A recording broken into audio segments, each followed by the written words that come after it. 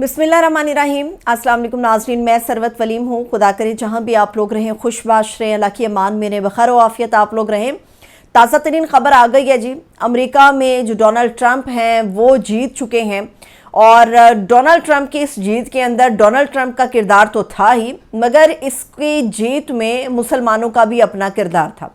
अब कभी नहीं ऐसे देखा मैंने, मुझे नहीं याद पड़ता कि कभी इतना कीनली अमेरिका के सदारती इंतखाबात को देखा गया हो, ख़ास तौर पे पाकिस्तान के अंदर। दो ऐसे इलेक्शन पाकिस्तान की तारीख में हमेशा याद रखे जाएंगे और लोगों के जहन में अजबर रहेंगे कि एक तो पाकिस्तान का 8 फरवरी का जो इंतखाब था, उसके अंदर लोगों ने एक ऐसे वक्त में इलेक्शन में अपना रोल प्ले किया जब उनका फेवरेट निशान नहीं है, जब उनका लीडर मौजूद नहीं है, जेल में है, तो भी उन्होंने इलेक्शन को भरपूर तरीके से जो है अपना वोट कास्ट किया। और दूसरा जो बड़ा ही कीनली अमेरिका का सदारती इंतखाब है, मुझे नहीं याद पड़ता कि इस इंतखाब से पहले कभी अमेरिका के सदारती इंतखाब के अंदर इस हद तक मुसलमानों ने जो है वो अपना रोल प्ले किया हो। डोनाल्ड ट्रंप की जो कामयाबी है उसमें 2 फैक्टर सबसे ज़्यादा हैं। एक तो ये कि देखना था कि जो जंग ज़दा हिस्से हैं, ख़ास तौर पे मुसलमानों के जो जंग ज़दा हिस्से हैं,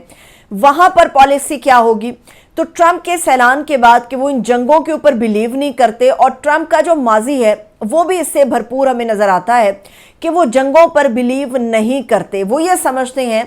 कि जो अमेरिका के वसाइल हैं वो अमेरिकी अवाम के लिए इस्तेमाल होने चाहिए, चाहे वो सिक्योरिटी है, चाहे वो बजट का एक ख़ास हिस्सा है। लेकिन दूसरी तरफ ट्रंप की जीत में मुसलमानों ने अपना किरदार अदा किया है, एक तो जंग के हवाले से और दूसरा वो मुसलमान जिनका ताल्लुक बराह रास्त पाकिस्तान से है। क्योंकि पाकिस्तान के सियासी हालात को इस्तेहकाम पर लाने के लिए जो ट्रंप हैं उनकी जीत को बड़ा गौर से देखा जा रहा था, और ट्रंप की जीत जुड़ी हुई है पाकिस्तान तहरीक इंसाफ की जीत से। पाकिस्तान तहरीक इंसाफ अपनी जीत उस वक्त तस्वुर करेगी जब अडियाला जेल से इमरान खान साहब को रिहाई होगी। जो वज़ीर दिफा हैं ख्वाजा आसिफ साहब, उन्होंने भी कल रात इस बात पे मुहर सब्त कर दी कि इमरान खान साहब की जो रिहाई है वो आप कह सकते हैं कि होने जा रही है, या उसके लिए कोशिशें इतनी बढ़ गई हैं कि पहली मर्तबा उन्होंने इस चीज़ का एतराफ़ किया कि जो गैर मुल्की वज़ीर आज़म कह लें या वो शख्सियात कह लें या जो असर रसूख रखने वाली बैरूनी ताकतें हैं, वो पाकिस्तान की तरफ अपना प्रेशर डाल रही हैं। एक तो डोनाल्ड ट्रंप की कामयाबी इसलिए देखी जा रही थी। दूसरी बात ये कि ख्वाजा आसिफ साहब ने भी जैसे मैंने कहा कि इस चीज़ को दुरुस्त साबित किया अपनी स्टेटमेंट से कि इमरान खान साहब की रिहाई के लिए जो बैरूनी ताकतें हैं उनका एक प्रेशर है। ये कहना बिल्कुल गलत होगा कि सिर्फ इमरान खान साहब के लिए ही बाहर से प्रेशर आ रहा है। पाकिस्तान के अंदर हमने इसकी कई मिसालें देखी हैं, और जो हमेशा रोशन मिसाल के तौर पे हमारे सामने आता है वो शरीफ ख़ानदान है। वो नवाज़ शरीफ साहब का इस मुल्क से जाना है, उनके ख़ानदान का इस मुल्क से जाना है सिवाय हमज़ा शहबाज के, और किस तरह वो लंदन में रहते रहे, किस तरह वो सऊदी अरब गए। तो हमेशा ऐसा रहा है कि पाकिस्तान के जो वज़ीर आज़म हैं या जो सदूर हैं उनके ताल्लुकात बैरूनी ताकतों से इतने ज़्यादा होते हैं कि जब भी उनके ऊपर कड़ा वक्त आता है तो ये ममालिक जो है ये मुदाखलत करते हैं और वो लोग यहाँ से चलते बनते हैं। तो इसलिए इमरान खान साहब के लिए अगर कोई बैरूनी ताकत दबाव दे रही है, और ख्वाजा आसिफ साहब इसका एतराफ़ कर रहे हैं कि ये वो ताकतें या ये वो ममालिक हैं जो ना सिर्फ इमरान खान साहब की रिहाई के ऊपर बात कर रहे हैं, बल्कि ये ममालिक इमरान खान साहब को अपने मुल्कों में रखने के लिए भी आमादा हैं। यानी कि इससे ये साफ हमें नज़र आ रहा है कि जो SCO मीटिंग के दौरान और उससे पहले हमारे तक ये इत्तलात आई थी कि अडियाला जेल में इमरान खान साहब से कुछ ख़ास किस्म की मुलाकातें हुई हैं, और पिछले 1-2-3 दिन से इमरान खान साहब जो हैं वो जेल में हमें खामोश भी नज़र आ रहे हैं। चीज़ें बेहतरी की तरफ तो जा रही हैं, लेकिन इमरान खान साहब की खामोशी इस बात का पेश खैमा है कि वो ऐसी किसी भी चक्कर में इस मुल्क से बाहर नहीं जाना चाहते। पहली तो ये बात। दूसरी बात ये कि मैं आपको याद दिला दूं कि वो लोग जो बैरूनी दुनिया में बहुत ज़्यादा नज़र रखते हैं और बेहतरीन लोग समझे जाते हैं, एक थिंक टैंक के लोग समझे जाते हैं, उन्होंने पहले दिन से ऑनवर्ड आज तक, जब से पाकिस्तान के अंदर 8 फरवरी का इंतखाब हुआ उससे लेकर आज तक, जब तक अमेरिका का इंतखाब होने के करीब है, یہ تمام لوگ کہتے رہے ہیں کہ اگر تو ڈونلڈ ٹرمپ جیت گئے تو اس میں کوئی شبہ باقی نہیں رہتا کہ عمران خان صاحب جو ہیں وہ رہا ہو جائیں گے۔ اس کی وجہ یہ ہے کہ ڈونلڈ ٹرمپ کے ہمیشہ اچھے اور بہترین تعلقات عمران خان صاحب سے رہے۔ ٹرمپ کی جو سیاست ہے اس کا وہ طرز سیاست بالکل ویسا ہی ہے جیسے عمران خان صاحب کا، وہ اسی طرح سے اگریسو اور اپنے معاملات اور اپنی عوام کے لیے جذباتی نظر آتے ہیں، بالکل ویسے جیسے کہ عمران خان صاحب نظر آتے ہیں۔ اور ایک دو کچھ ایسی جگہ ہے جہاں پر ٹرمپ بھی جو مسلمانوں نے انہیں ووٹ دیا یا پاکستانی کمیونٹیز نے انہیں ووٹ دیا یا ان کے جو مشیران سے پاکستانی کمیونٹی کی کافی ایک طویل نشستیں ہوتی رہی ہیں، ان میں یہ پیغام آتا رہا ہے کہ اگر ٹرمپ منتخب ہو جاتے ہیں تو اس میں کوئی شبہ نہیں ہے کہ وہ پاکستانی حکومت سے بات کریں گے عمران خان صاحب کے لیے۔ اور مشاہد حسین سید صاحب ہوں یا دیگر لوگ ہوں، وہ پہلے بھی یہ کہتے رہے ہیں کہ اگر ٹرمپ امریکہ میں جیت گئے تو تب ایک فون کال کے اوپر بھی عمران خان صاحب کو ان جھوٹے مقدمات سے نکالنا ہوگا، تو اس سے پہلے حکومت جو ہے وہ خود ہی اپنا قبلہ درست کر لے۔ اب حکومت نے عمران خان صاحب کی رہائی سے پہلے اپنا قبلہ درست کیا ہے، اس میں شبہ نہیں ہے، لیکن اس قبلے کو کس طرح سے درست کیا گیا ہے وہ طریقہ غلط ہے۔ پارلیمنٹ کے اندر سے جو قانون سازیاں کی گئی ہیں ان کا سراسر مقصد حکومت کا اپنا تحفظ اس لیے تھا کیونکہ ان تمام حصوں میں یہ چیز نظر آ رہی تھی کہ ڈونلڈ ٹرمپ ایک مضبوط امیدوار ہیں، اور اگر ڈونلڈ ٹرمپ جیت جائیں گے تو پھر پاکستانی گورنمنٹ کے لیے مشکلات کھڑی ہو سکتی ہیں۔ اسی لیے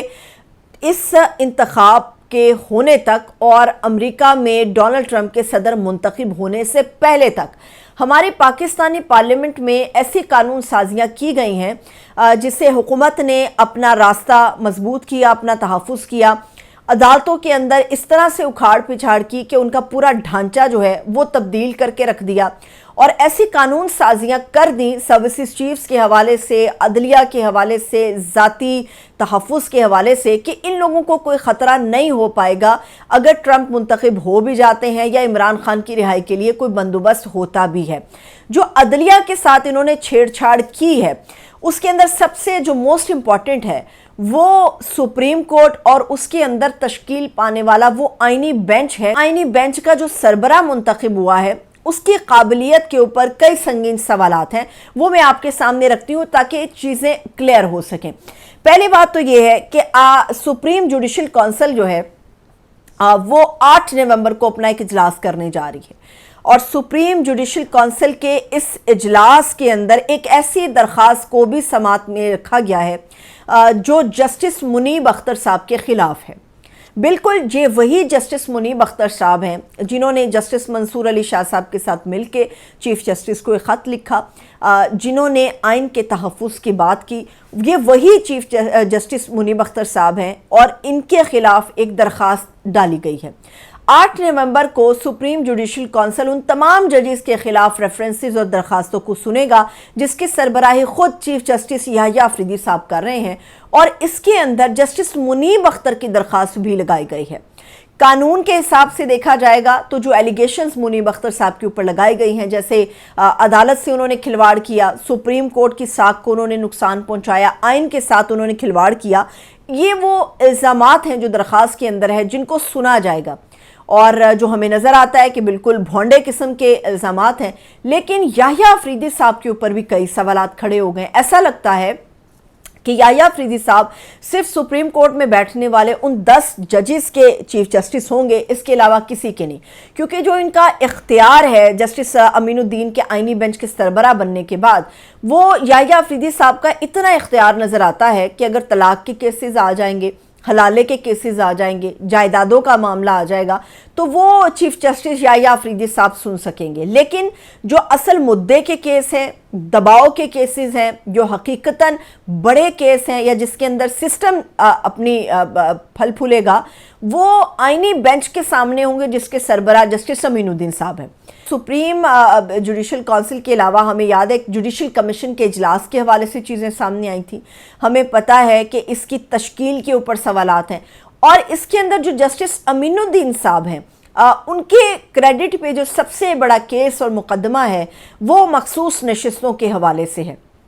जस्टिस अमीनुद्दीन साहब ये वो जस्टिस साहब हैं, ये वो जज साहब हैं जिन्होंने सुप्रीम कोर्ट का जज होते हुए अपने जो इख्तलाफी नोट दिया रिज़र्व सीट्स में, उन्होंने इलेक्शन कमीशन ऑफ पाकिस्तान से ये कहा था, ये जस्टिस अमीनुद्दीन साहब ने, कि आपके ऊपर ये लागू नहीं है कि आप सुप्रीम कोर्ट का फैसला माने, आप उनकी ऑब्जर्वेशन से इख्तलाफ कर सकते हैं, आप उनकी ऑब्जर्वेशन को ना मानने, आप उससे इनकार कर सकते हैं। अब ये जस्टिस अमीनुद्दीन साहब, ये तो तय है कि मखसूस नशिस्तें पीटीआई को नहीं मिलेंगी, लेकिन अमीनुद्दीन साहब की जो अपनी काबिलियत है, या जब वो सुप्रीम कोर्ट ऑफ पाकिस्तान में लाए गए 2019 में, तो उनकी काबिलियत सिविल केसेस के ऊपर थी। वो सिविल एक जज के तौर पे समझे जाते थे, क्योंकि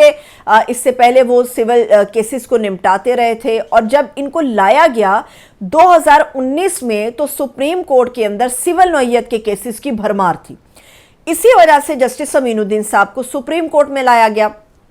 अब एक जज जिसकी काबिलियत जो है वो सिविल नौइयत के केसेस की है, वो अब आईनी नौइयत के केसेस किस तरह से परसू करेंगे, ये अपनी जगह पे बहुत बड़ा सवाल है। इसके अलावा बहुत सारी ऐसी चीज़ें हैं जो ये जाहिर करती हैं कि सूरत हाल बिगाड़ की तरफ जाएगी। लेकिन डोनाल्ड ट्रंप की जीत के बाद ऐसे आसार नज़र आते हैं कि इस सिस्टम के अंदर जो सबसे बड़ी रेजिस्टेंस है वो खुद कैदी नंबर 804 यानी कि इमरान खान साहब हैं। और ट्रंप की अगर मुदाखलत होती है, जो होती हुई नज़र भी आ रही है, जिसकी वजह से ये कानून साजियाँ बड़ी तेज़ी में की गई, तो ऐसा लगता है कि शायद कुछ सिस्टम बेहतर हो सके। मगर इमरान खान साहब को जो डील अगर मिलेगी बाहर जाने की, या कोई सेकंड ऑप्शन उनको दिया जाएगा, उसमें ऐसा लगता है कि वो तैयार नहीं होंगे। और यही वो वजह है कि अडयाला जेल की समातों में इमरान खान साहब कहीं ज़्यादा खामोश नज़र आते हैं। इजाज़त दीजिए, अपना ख्याल रखिए, खुदा हाफ़िज़।